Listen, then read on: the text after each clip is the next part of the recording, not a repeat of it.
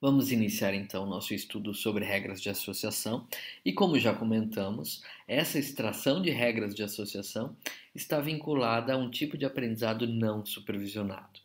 Nesse sentido, a gente já pode então imaginar que não há a classe, a variável classe definida no meu conjunto de dados, ou pelo menos eu não estou preocupado com a variável classe definidas, definida no meu conjunto de dados quando estou realizando essa tarefa de extração de regras de associação. Assim, eu poderia considerar que há uma grande diferença entre as regras que, por exemplo, nós extraímos quando estamos construindo uma árvore de decisão como um classificador, certo? É que lá nas regras da árvore de decisão, o consequente da minha regra era sempre a variável classe. O que significa isso, Estevam? Isso significa, em outras palavras, que eu sempre tinha regras do tipo: olha, se o atributo 1 tem o valor x, e o atributo 2 tem o valor y, e o atributo 3 tem o valor z, então a classe é a classe A. Ou seja, num tipo de regra do tipo se atributos e então consequente, esse consequente sempre era a classe. Então, todas as regras da minha árvore de decisão são sempre, olha, se atributo x, y, z, então classe um determinado valor. Ou seja, a classe é o que vem depois do então nas minhas regras, certo? Aqui, quando eu estou extraindo regras de associação, eu estou procurando regras também desse tipo, se um atributo, se o outro, então algum outro atributo. E na verdade, percebam que o que acontece aqui é que eu não tenho necessariamente o consequente sendo a classe, tá? Mais ainda, eu posso fazer analogia com aquelas na árvore de decisão, onde na verdade todas as variáveis poderiam ser variáveis classe, né? Então, inclusive há alguns autores que chegam a comentar que se você criar uma regra desculpem, uma árvore de decisão para cada variável sendo a classe, você pode simular a extração de regras de associação.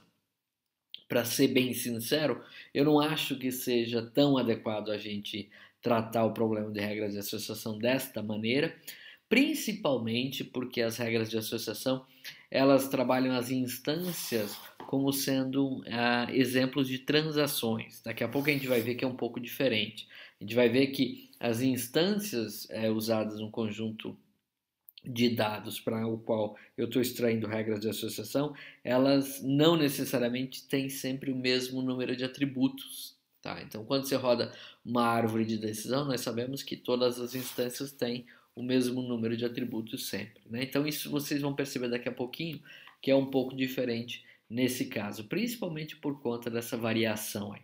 Então, é um pouco abuso aí de simplicidade, talvez, ou tentar simplificar demais o problema, dizer que se você executar árvores de decisão com N árvores de decisão, onde para cada uma delas você tenha uma das N variáveis, ou seja, um dos N atributos como sendo a classe, e daí se você extrair as regras, você extrai regras de associação, não é na verdade exatamente a mesma coisa, tá? Mas eu concordo que isso pode ser um processo talvez que possa ser considerado como uma simulação de árvore, de extração de regras de associação usando a árvore de decisão.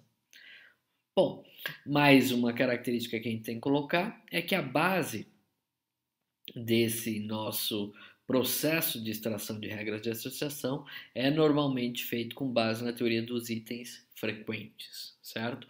O algoritmo mais utilizado e o tradicional é o algoritmo a priori, e nós já comentamos, isso tem como base o aprendizado não supervisionado.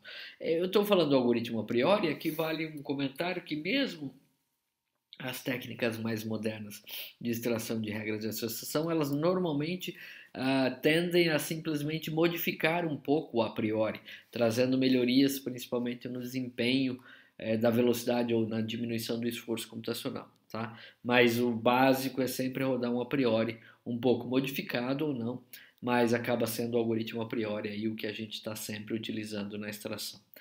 Pelo menos nos métodos mais padrão, esses métodos que a gente encontra na maioria das ferramentas que implementam algoritmos, certo? Muito bem, vamos falar um pouquinho então deste algoritmo, que é o algoritmo tradicional da extração de regras de associação.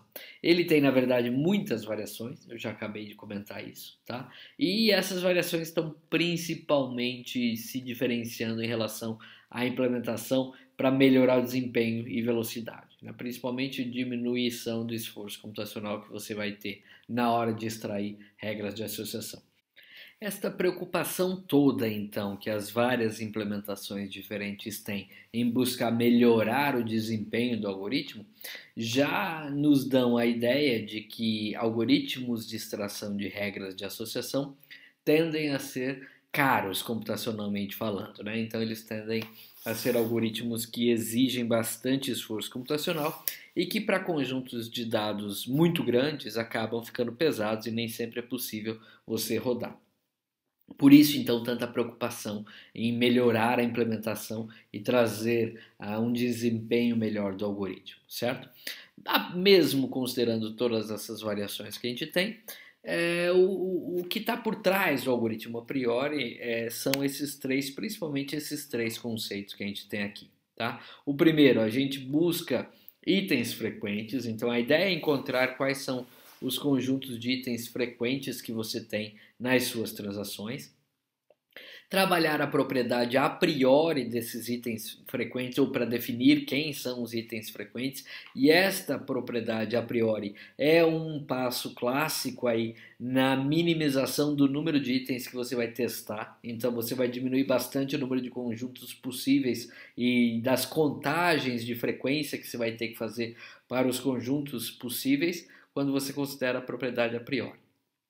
Então, a utilização dessa propriedade é para diminuir esforço computacional. Você não precisa contar conjuntos que você, a princípio, já saiba, ou seja, a priori já saiba que não vão ser frequentes, tá?